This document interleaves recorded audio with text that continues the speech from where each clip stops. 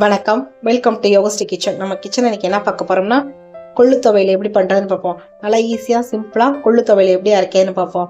சளி பிடிச்சிருச்சுன்னா குழந்தைங்களுக்கு அடிக்கடி இந்த மாதிரி கொள்ளு ரசமோ கொள்ளு துவையலோ அரைச்சு கொடுங்க.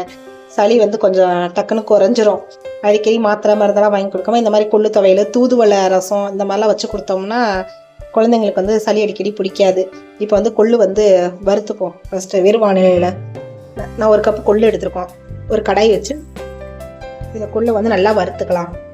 கொஞ்சம் கொள்ளு கலர் மாறும். அந்த ஸ்டேஜில் எடுத்துப்போம்.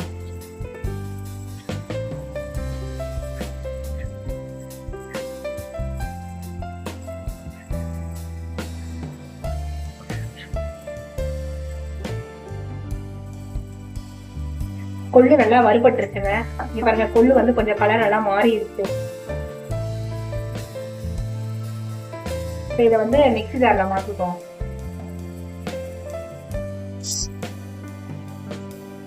ஆறட்டும். இப்போ கொஞ்சம் ஒரு டிராப் மட்டும் எண்ணெய் சேர்த்துப்போம். ஒரு ஸ்பூன் மட்டும் எண்ணெய் சேர்த்துட்டு வரமிளகா ஒரு 7 வரமிளகா ஒரு 7 எடுத்து வச்சிருக்கோம். காரம்லாம் உங்களுக்கு தேவையானது சேர்த்துக்குங்க. அதிகமா இருந்தாலும் அதிகமா சேர்த்துக்கலாம், கம்மியா இருந்தாலும் கம்மியா சேர்த்துக்கலாம். வரமிளகா கொஞ்சம் நொடி அடிக்கும், அதுக்காக தான் கொஞ்சம் எண்ணெய் சேர்த்து இருக்கிறது. இது கூடயே கொஞ்சம் சின்ன வெங்காயம் சேர்த்துப்போம். ஒரு 10 சின்ன வெங்காயம், 3 பல்லு பூண்டு, கொஞ்சமா புளி எல்லாம் சேர்த்துப்போம். சேர்த்துட்டு கொஞ்சம் லைட்டா வதக்கலாம். இது கூடயே தேங்காய், நல்லா ஒரு கப்பு தேங்காய் கட் பண்ணி வச்சுக்கோம் புளி புளியா, அது இதான் சேர்த்துக்கணும். நல்லா சும்மா லைட்டா வதங்கினா, ரொம்ப நல்லா வதங்கணும்னு அவசியம் இல்லை. துவையலுக்கு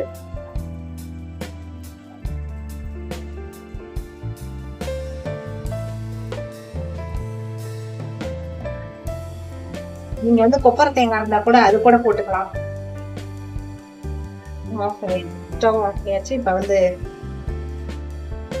இதையும் மிக்ஸி தான் ஆட்டிப்போம்.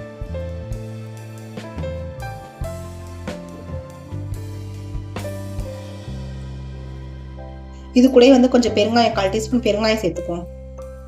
தேவையான உப்பு சேர்த்துக்கலாம். ஆறுனதுக்கப்புறம் நல்லா அரைச்சிட்டு வந்துப்போம். தண்ணி சேர்த்து அரைச்சிக்கோங்க. ஆறுனதுக்கப்புறம் தண்ணி சேர்த்து அரைச்சிட்டு வந்துப்போம். இப்போ கொள்ளு துவையில அரைச்சோம்னு வச்சுக்கோங்க. இங்கே பாருங்க, நல்லா இந்த அளவுக்கு கெட்டியாக ஓட்டிக்குங்க. கொஞ்சம் ஓடுறப்ப கொஞ்சம் கஷ்டமாக தான் இருக்கும். அப்போதைக்கு ஸ்பூன் வச்சு இப்படி பரட்டிட்டு ஓட்டினீங்கன்னா நல்லா ஓடிடும் நைஸாக. அளவுக்கு ஓட்டியாச்சு. நம்ம கொள்ளு துவையல் ரெடி ஆயிடுச்சுங்க. ஈஸி தாங்க, சிம்பிள் தாங்க, டக்குன்னு பண்ணிடலாம். பேச்சுலர் கூட பண்ணிடலாம். நல்லா டேஸ்ட்டாக இருக்குங்க. உங்களுக்கு இந்த கொள்ளு மட்டும் பிடிக்காட்டி கூட கொஞ்சம் ஒரு கைப்பிடி பொட்டுக்களை கூட இது கூட சேர்த்து போட்டு ஓட்டி துவையில அரைச்சிக்கலாம். நம்ம விருப்பம் தான், எப்படி வேணுமா செய்கிறது. நல்லா டேஸ்ட்டாக இருக்கும். சுட சுட சாத்தில் நல்லெண்ணெய் விட்டு சாப்பிட்டு பாருங்கள், அவ்வளோ சூப்பராக இருக்கும். இதே இல்லாட்டி நீங்கள் கொஞ்சம் தண்ணி ஊற்றி கரைச்சி தாளிச்சிட்டு இட்லி கூட சட்னியாக கூட தொட்டுக்கலாம். இட்லிக்கு, தோசைக்கு, இதுக்கெல்லாம் சட்னியாக கூட தொட்டுக்கலாம். நல்லாவே இருக்கும். உங்களுக்கு இந்த வீடியோ பிடிச்சிருந்தா உங்கள் லைக்கும் கமெண்ட்ஸும் எங்களுக்கு போஸ்ட் பண்ணுங்கள். எங்கள் சேனலை மறக்காமல் சப்ஸ்கிரைப் பண்ணி வச்சுக்கோங்க. தேங்க்யூ.